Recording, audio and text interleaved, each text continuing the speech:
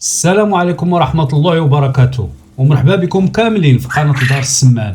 في الآونة الأخيرة ولينا كنشوفوا إقبال كبير تبارك الله من طرف الشباب والمستثمرين على مشروع تربية السمان في المغرب، والكل كيتحدث على لغة الأرقام وعلى الأرباح المشجعة وسرعة الإنتاج، وهذا الشيء حقيقة وصحيح ومشجع بزاف.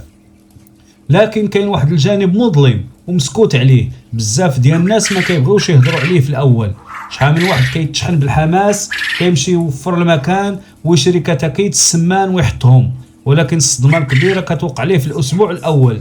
كيتفاجئ بنسبه نفوق وموت مفاجئ ديال الفراخ كتوصل ل 50% او اكثر، وتما فين كيضيع راس المال وكيتحول الحماس لخيبه امل وفشل المشروع قبل ما يبدا.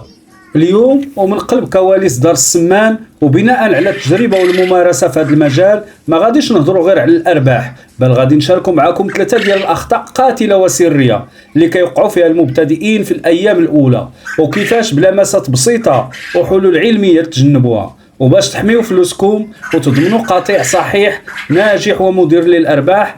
جيبوا شي كاس ديال اتاي وركزوا معايا مزيان في هاد الدقائق، وراه الفائدة ستعم إن شاء الله. وعلى بركة الله غادي نبداو في الخطأ الأول، وهو إهمال التدفئة والحرارة.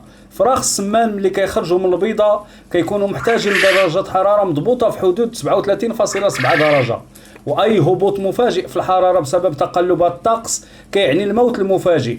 الرطوبة والبرد هما العدو الأول للفرخ الصغير. وندوزو لثاني خطأ، وهو غرق الكتاكيت في السقايات. الفرخ ديال السمان كيكون صغير وضعيف بزاف في الأيام الأولى، وإلا حطيتي ليه سقايه عاديه راه كيطيح فيها ويموت بالبرد او الغرق. والحل ببساطه هو دير العقيق او الحصى الصغير وسط السقايه باش يشرب بلا ما يغرق.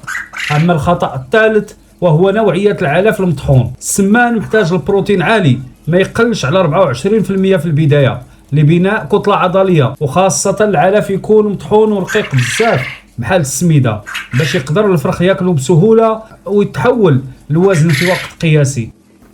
تربية السمان مشروع مربح جدا وسهل، ولكن كيحتاج لحسن التدبير والوقاية الطبيعية بحال استعمال الثوم أو الشيح والزعتر باعتدال، والنظافة المستمرة للفرشة. إلى عجبكم هذا الشرح وباغيين نديروا فيديو جاي مفصل على حسبة الأرباح والمصاريف ديال 500 سمانة بالتفصيل، خليو لي رايكم في التعليق، خبطوا داك اللايك واشتركوا دابا في قناة دار السمان باش يوصلكم كاع الأسرار، والخير قدامي إن شاء الله. والسلام عليكم.